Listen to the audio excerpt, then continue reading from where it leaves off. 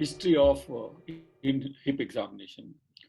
Uh, and especially now during COVID times, I think history is going to be the very important part of how we actually are going to make a diagnosis.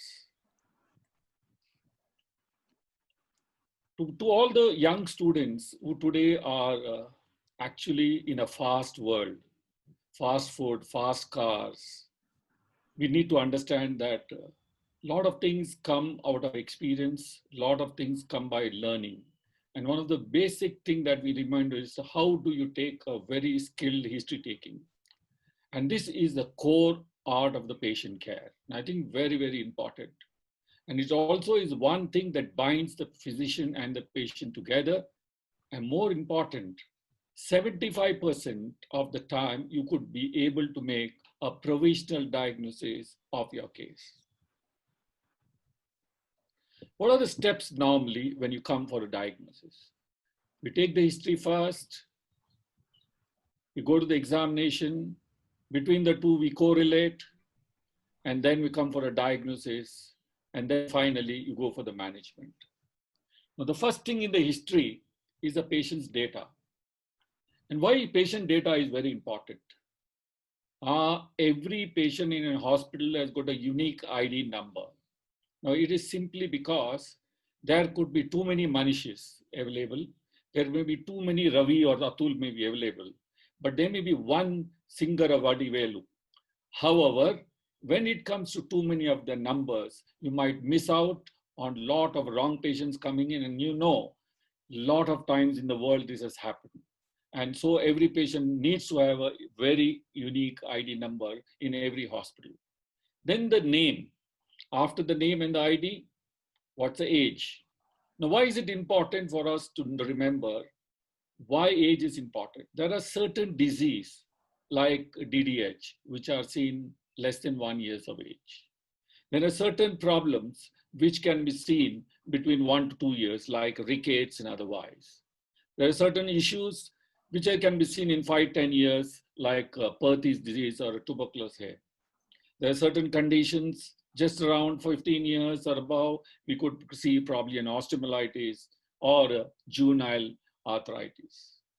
Round about 15 to 20, we usually turn out to sleep a slip femoral capitular epiphysis or a Perthes disease. And beyond that, early malignancies could be seen like Ewing's and osteosarcomas. And as you go older, probably the inflammatory pathology improves and then the malignancy comes in. So age is a very important factor, and that could come up to our first thing that in our mind. The next is the gender. Why do gender matter? There are certain disease which have got more predilection for females and certain for males. Like a rheumatoid arthritis, more commonly in females, but less common in males, while a Perthes disease or the slip femoral epiphysis are more common in males. So I think it's very, very important to also look at these kinds of cases. What are the occupation? How does it matter? Because finally, when you're making a treatment or a management of a case, I think it's very important. What does the patient do? Is he a standing worker? Is he a sitting worker? What is his job that is there? Is he a painter? Or is he one of those architects who needs to bend forward and sit there? All these things actually contribute to your final plan of what you're going to do for a particular patient. Today's world, everyone is in the fast world. And what I look at today's patients, as well as my postgraduate, the first thing that they look at, fracture हुआ है क्या? ठीक है, चलो surgery को fix कर लेंगे. So a fracture is an indication for surgery, including a fracture of the distal phalanx of the little toe. No history is taken absolutely. You take it for granted. And that's why it is very paramount importance. I mean, when the sequence goes around, I think you need to remember why history taking is important and why does the bonding between a patient and a doctor does happen.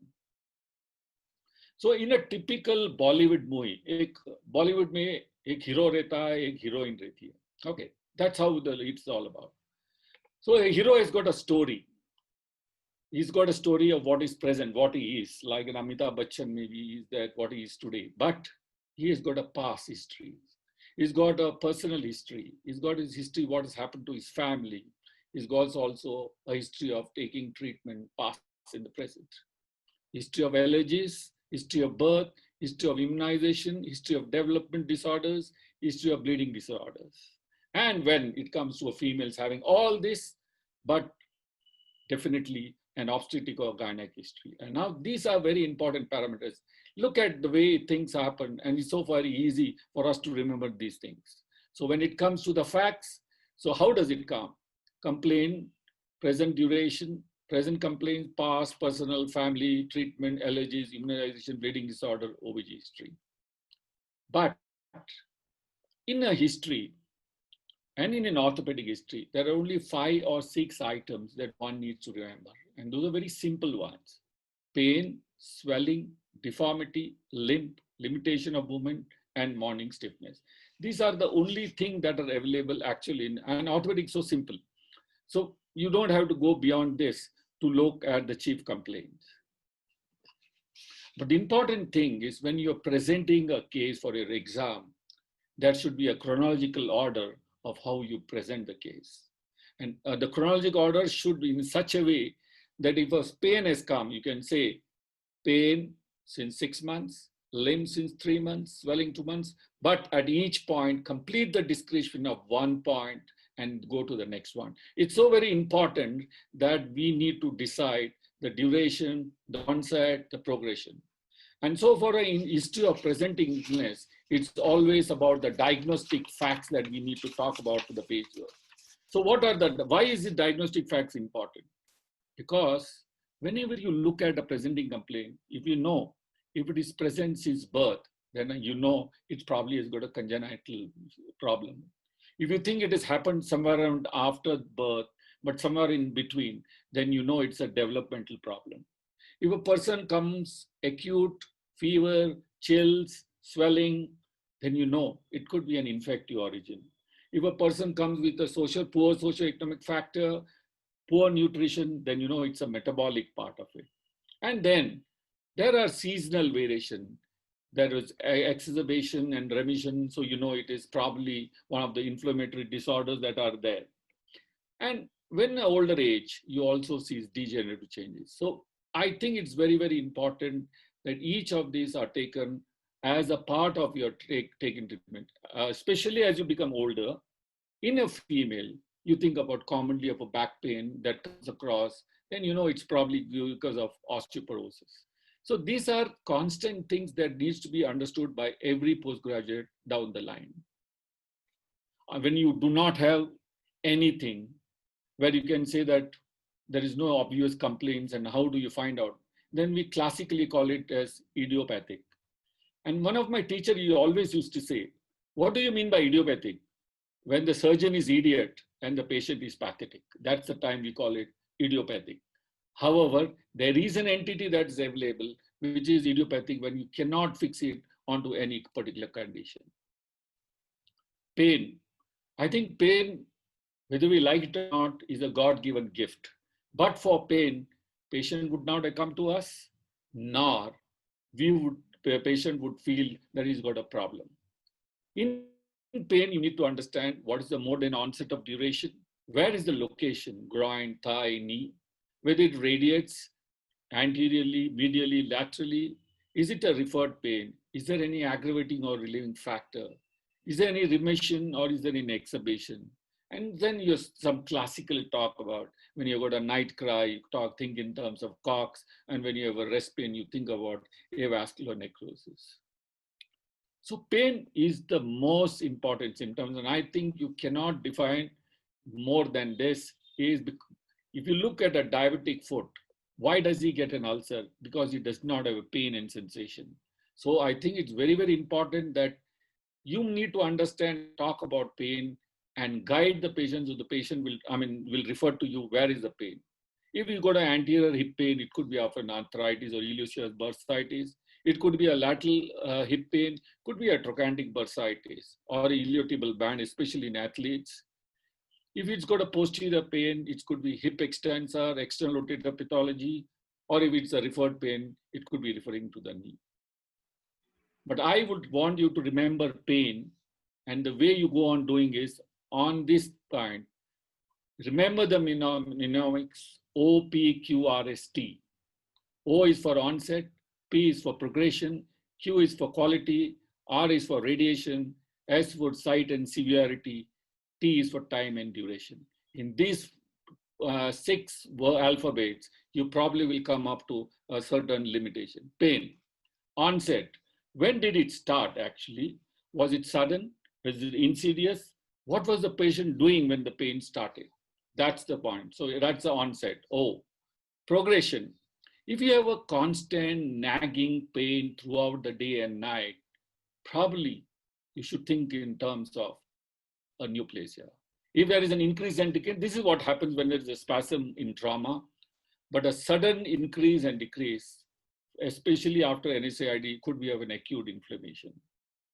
Chronic exacerbation and remission is a classical story seen in most of the arthritis, and sudden increase in pain, inner swelling, which was there for a long time, should probably point out, is there a malignancy that's happening? So these are early things that probably can happen. So you finish O, you finish P, you go to the Q, quality. What's the kind of pain that you have? Is it sharp? The sharp pain, in a fracture, it's so very intense, patient is unable to bear it. Is it dull aching, which is constant in things in osteoarthritis or rheumatoid arthritis? Is it aching type, which could be an avascular necrosis or a chronic arthritis? Throbbing, abscess. The patient himself tells you, sir, it's so painful, it's throbbing.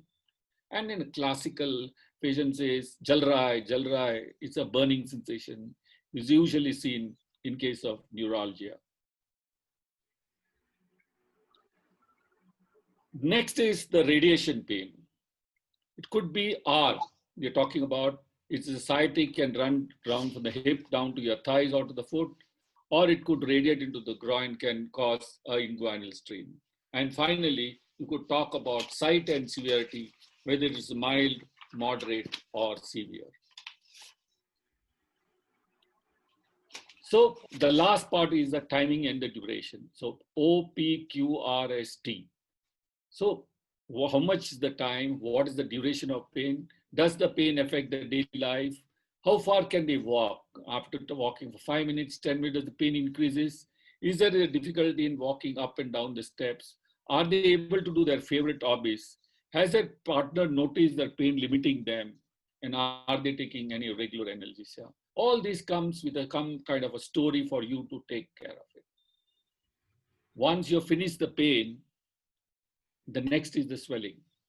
And in the swelling, you should look at the site, onset, duration, association, progression, and multiple swelling. If its onset is a rapid one, and especially following injury, it could be a hematoma or a hemarthrosis. If the pain, if the duration is a short duration, then you know that it could be an acute swelling and could be usually something to do with infection. If the painful swelling and pain, and then you talk about inflammation, if there is swelling and which is painless, then you think about whether it is one of those benign things that are happening, which is very quiet, not doing anything, but maybe probably going to cause you some problem over a period of time. One of the things that you need to remember in a swelling, sudden increase of pain and swelling in a swelling which has been quiet for a long time does indicate a malignant change, which needs to be kept in mind at all the times. And finally, we have cases of multiple swelling. Basically, we're talking about multiple exostosis or enchondromatosis, which is probably can be seen in quite a few patients.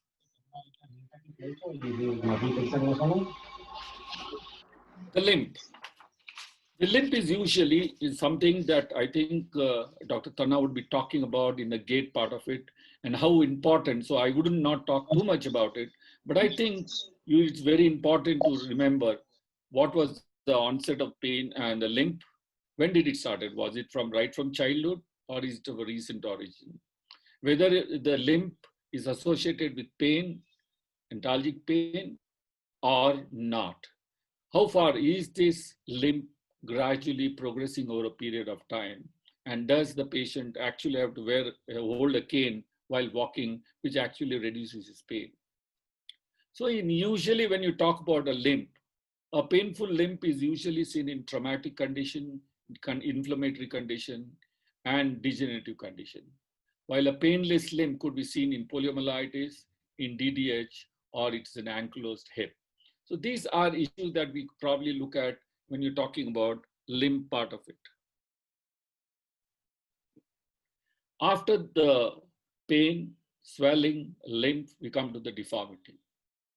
In deformity, if it is following a trauma, a person has got a deformity, then the most likely reason why the deformity is because of malunion.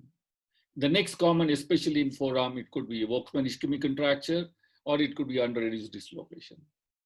But in otherwise, normally just for the position of ease, many a time the limb goes into a flexion deformity. That could be a spasm or it could be an effusion.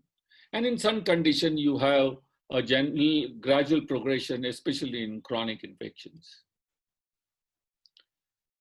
The other history that need to be kept in mind is whether the patient has any contact with any COC patients. Does he give a history of a trauma which is minimal, which is in the past, which actually may not be significant or may be significant depending upon individual patients? Does he have any constitutional symptoms that actually goes along with the history? Does he have a history of any steroid intake, which probably takes you to a certain condition, and especially in vascular necrosis, you will always see that the patient has got some allergy, or is an asthmatic, or is a guy who has been taking tablets for a long time for some arthritic conditions. The other history that we remember is whether he's able to squat, sit cross-legged, whether it is affected the activities of daily living. I mean, that's the part what we need to do is and have a look at it. And of course, these two things, the last two, the alcohol, which all of us like, and smoking, which some of us may not like, it depends upon individual. But I think both the things are very important in certain areas to come up to a certain decision. In the past history, I think necessarily we need to ask the history of trauma. We need to ask about any infection, any surgery around the hip, any skin and hematological disorder, neurological disorder, connective tissue disorder, steroid intake, or any other significant medical and surgical illness.